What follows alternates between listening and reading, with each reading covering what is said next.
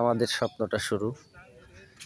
তেমনি একটি বীজ থেকে যেমন আমাদের একটি বিশাল পরিকল্পনা, অনেক বড় স্বপ্ন, তো তার মাঝখান থেকেই হচ্ছে আমাদের এই এত পরিশ্রমের পর একটু মুখে হাসি ফোটানোর কষ্ট করেই যাচ্ছি আমরা এই সোনার জমিতে। দর্শক আসসালামু আলাইকুম, সকলে কেমন আছেন? আশা করি সকলে ভালো আছেন। বরাবরের মতো আমিও মোটামুটি ভালো আছি। গত মাসে হচ্ছে জমিটা চাষ করা ছিল। জমিটা চাষ করার পর আসলে ভাগ্যের নির্মম পরিহাস যে দিনের বেলা শুকনো জমিতে চাষ করে জমিটা খুব সুন্দর পাউডারের মতো মাটি করে ফেলছিলাম। তারপরই হচ্ছে যে রাত 12টা থেকে প্রচুর পরিমাণে একাধারভাবে বৃষ্টি।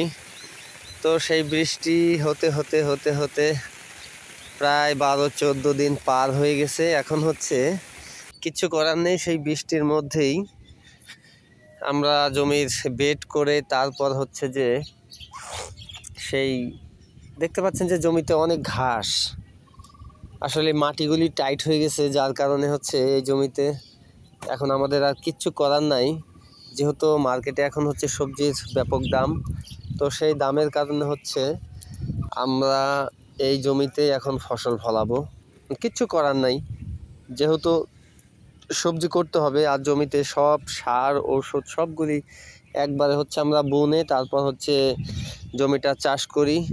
যেহেতু একদিন সময় পেলে হয়তো বা আমাদের এই জমির বেডগুলি করা হয়ে যেত।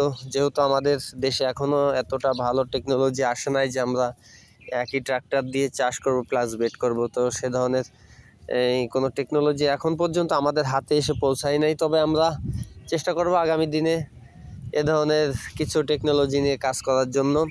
তো দর্শক, এই জমিটাতে হচ্ছে আমরা এখন বেড করব। পরিকল্পনা ছিল যে ফুলকপি এবং হচ্ছে বাঁধাকপি চাষ করার জন্য, তো সেটা যখন পারলাম না, তো এখন বেড কমপ্লিট করে হচ্ছে আমরা এই জমিতে শশা চাষের পরিকল্পনা করে ফেলেছি অলরেডি। তো শশা এই জমিতে চাষ করে A to Z আপনাদেরকে আপডেট দেওয়ার চেষ্টা করব প্রতিনিয়তই। যেহেতু দীর্ঘদিন বৃষ্টি, এর কারণে হচ্ছে আজকের ভিডিওতেই আমরা বীজ বপন থেকে চারা কোন পর্যন্ত হলো সেটা আপনাদেরকে দেখানোর চেষ্টা করব। এখন যে শশাটা চাষ করছি সেটা হচ্ছে ইন্ডিয়ান একটি ভ্যারাইটি হান্টার 19 এবং হচ্ছে ম্যাজিক, এই দুইটা আইটেমের শশা আমরা এখানে চাষ করছি। তো দুইটাই মোটামুটি অনেকটাই আপগ্রেড জাত। এই দুইটা জাত কিন্তু আমরা 35 দিনে সর্বোচ্চ 35 দিন থেকে হারভেস্ট করতে পারি। এবং শশাটা হচ্ছে অরিজিনাল দেশি, স্বাদেও দেশি এবং হচ্ছে কালারটা একদম সাদা।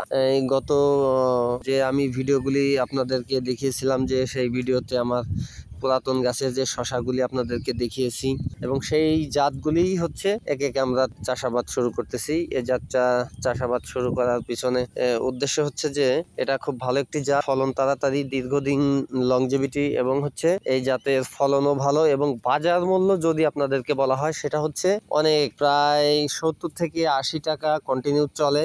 সর্বপ্রথম আমি যে শশাটা হারভেস্ট করছিলাম আমাদের এলাকায় পাঠানো হয়েছিল, সেটা হচ্ছে প্রথম বাজার পেয়েছিলাম 40 টাকা কেজি। তো তারপরেও এটা যখন আস্তে আস্তে আস্তে আস্তে সবার মাঝে ব্যাপক সাড়া ফেলে, তখন কিন্তু বাজার আমি 90 টাকা পর্যন্ত পেয়েছি এবং বাজার কন্টিনিউ 60-70 এভাবেই চলতেছে। তো যার কারণে শশা চাষে আমার একটি আগ্রহী বেড়েই চলছে। তো দর্শক, এই জমিতে কিন্তু দেখতে পাচ্ছেন যে বীজটা বপন করা হচ্ছে। এই বীজটা বপন করার তারিখ হচ্ছে 16/8/2025।